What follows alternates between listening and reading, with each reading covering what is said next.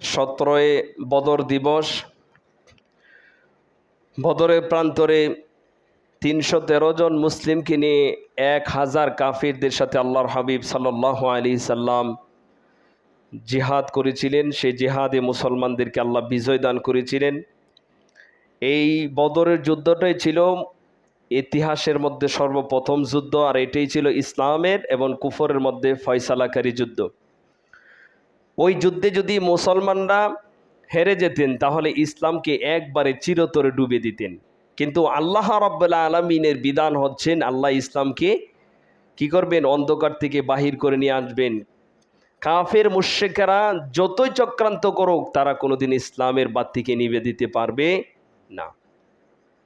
ইসলাম হচ্ছে সূর্যের মতন, এক জমিনে যদি সূর্য অস্তমিত হয় আরেক জমিনে সূর্য উদয় হয়ে যায়, ঠিক তেমনিভাবে এক জমিনে যদি আল্লাহর দিন প্রতিষ্ঠিত না থাকে অন্য জমিনে আল্লাহ তার দিনকে প্রতিষ্ঠিত করে দেন। সুবহানাল্লাহ।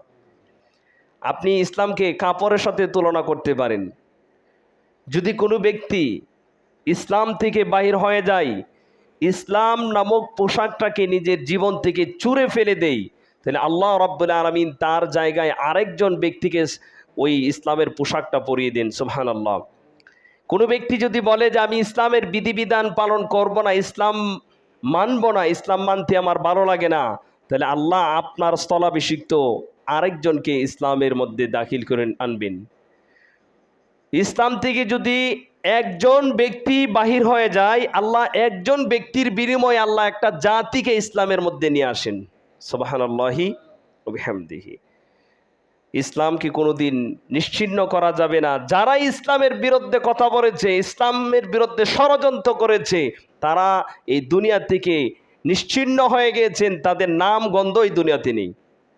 আবু জাহেল, উতবা, সাইবা, আবু লাহাব, যারা ইসলামের বিরুদ্ধে চক্রান্ত করেছেন, ইতিহাসে তাদেরকে স্মরণ করেছে কলঙ্ক হিসাবে, তাদের নাম ইতিহাসে স্মরণ করে কিন্তু নিকৃষ্ট মানুষ হিসাবে। আপনি ইসলামকে যদি মানেন, ইসলাম অনুযায়ী নিজের জীবন পরিচালনা করেন, আল্লাহ আপনার সম্মান মর্যাদা বাড়িয়ে দিবেন। কাফের মুশরিকরা কম চক্রান্ত করতেছে না ইসলামকে ডুবিয়ে দেওয়ার জন্যে, কিন্তু আল্লাহ রাব্বুল আলামিন বলেন ইউরিদুনা লিইউতফিউ নূরাল্লাহি বিআফওয়াহিহিম আল্লাহু মুতিম্মু নূরিহি ওয়ালাউ কারিহাল কাফিরুন। আল্লাহ রাব্বুল আলামিন বলেন কাফের মুশরিকেরা চাই তাদের মুখের ফুৎকার দিয়ে আল্লাহর দ্বীনকে নিভিয়ে দেওয়ার জন্যে, আর আল্লাহ রাব্বুল আলামিন অবশ্যই তার দ্বীনকে বিজয় করবেন, যদিও কাফের মুশরিকেরা অপছন্দ করে। আল্লাহর দ্বীনকে আল্লাহ বিজয় করবে, হয় আমাকে আপনাকে দিয়ে, না হয় আমি আপনি ছাড়াই আল্লাহর দ্বীন প্রতিষ্ঠিত হবে, আল্লাহর দ্বীন বিজয় হবে। কিন্তু যদি আমাকে আপনাকে ছাড়া আল্লাহর দ্বীন প্রতিষ্ঠিত হয় তাহলে আমাদের বাঁচার কোনো পথ থাকবে না।